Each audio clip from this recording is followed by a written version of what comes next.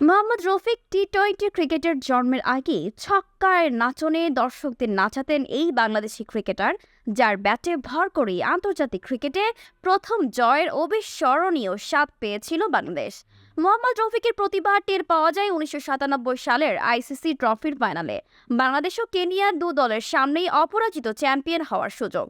বৃষ্টি বিঘ্নিত ম্যাচে বাংলাদেশের সামনে ২৫ ওভারে ১৬৬ রানের টার্গেট, অর্থাৎ জিততে হলে বাংলাদেশের প্রতি ওভারে পৌনে ৭ রান নিতে হবে। তখনকার সময়ের জন্য যা ছিল প্রায় অসম্ভব। সবাইকে অবাক করে দিয়ে তখনকার ক্যারিবীয় কোচ গর্ডন গ্রিনিজ লোয়ার অর্ডারে ব্যাটিং করা রফিককে নাইমুর রহমান দুর্জয়ের সাথে ওপেনিংয়ে নামিয়ে দিলেন। প্রথম বলেই বোল্ড আউট হয়ে মাঠ ছাড়েন দুর্জয়। সেই দিন ১৭৩.৩৩ স্ট্রাইক রেটে মাত্র ১৫ বলে ২৬ রানের একটা দুর্দান্ত ইনিংস খেলে ম্যাচে গতি এনে দেন রফিক।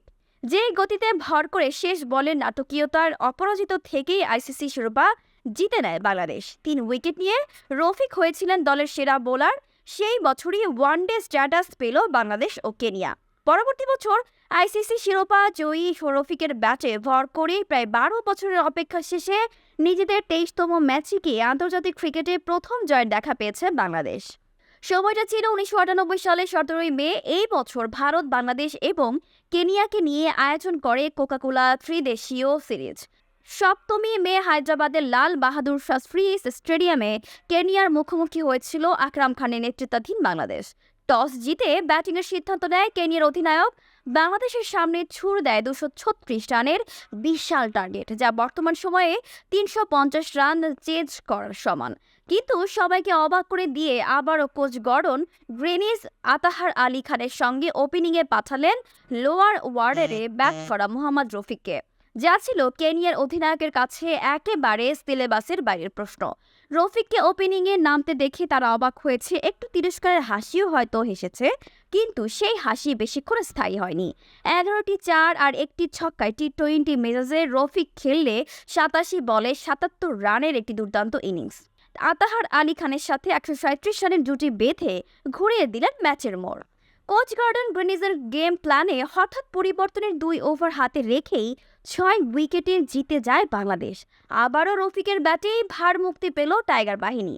আর এ জয়ের ভিতটা মূলত গড়েছেন মোহাম্মদ রফিক। বোলিংয়ে ৫৩ রান দিয়ে নিয়েছেন ৩টি উইকেট। ব্যাটে বলে অসাধারণ পারফরমেন্সের কারণে পেয়েছেন ম্যাচ সেরার পুরস্কারও। দেশকে শুধু প্রথম জয় এনে দেননি, এই সময় ক্রিকেটের নতুন দর্শন পিঞ্চ হিটিং এর সার্থক রূপকারও ছিলেন রফিক। দীর্ঘদিন ধরে বাংলাদেশের বোলিংয়ের প্রধান অস্ত্র ছিলেন তিনি। ২০০৩ সালে পাকিস্তান সফরে এবার রফিকের বলে ক্রিকেট বিশ্বকে নতুন বার্তা দিল বাংলাদেশ। এই সিরিজে বল হাতে রফিক ছিলেন পাকিস্তানি ব্যাটসম্যানদের ত্রাস। সিরিজে নিয়েছেন ১৭টি উইকেট। ৩ টেস্টের ওই সিরিজের দ্বিতীয় ও তৃতীয় টেস্টের প্রথম ইনিংসে লিডও নেয় বাংলাদেশ, কিন্তু জয়ের কাছাকাছি গিয়েও বাজে আম্পায়ারিংয়ে কিছুটা দুর্ভাগ্যের কারণে হেরে যায় বাংলাদেশ। অন্যদিকে জয় না পেলেও রফিকের স্পোর্টসম্যানশিপের সাক্ষ্য বহন করছে ওই মুলতান টেস্ট। আম্পায়ার ভুল সিদ্ধান্ত ও পাকিস্তানি ক্রিকেটারদের উদ্যত আচরণ সত্ত্বেও গুলকে সহজ মান কারিং এর সুযোগ পেয়েও আউট না করে রেখেছে স্পোর্টসম্যানশিপের উজ্জ্বল দৃষ্টান্ত। অথচ গুল আউট হলে নবম উইকেট হারাতো পাকিস্তান, সহজ জয় পেত বাংলাদেশ। কিন্তু রফিকের স্পোর্টসম্যানশিপে ক্রিকেট জিতলেও জেতেনি বাংলাদেশ। পরবর্তী অর্জন আসে ২০০৪ সালে সেবার সেন্ট লুসিয়া টেস্টে স্বাগতিক ওয়েস্ট ইন্ডিজের বিপক্ষে ড্র করতে গুরুত্বপূর্ণ ভূমিকা রাখে রফিকের একটি সেঞ্চুরি। পিচ আঁকড়ে পড়েছিলেন ২৩০ মিনিট, ১১টি চার ও ৩ ছক্কায় খেলেছেন ১৫২ বলে ১১১ রানের দুর্দান্ত এক ইনিংস। দ্বিতীয় ইনিংসে করেছিলেন কার্যকরী ২৯ রান। ওই টেস্টে ২ ইনিংস মিলিয়ে রফিক উইকেটও নিয়েছিল ৩টি।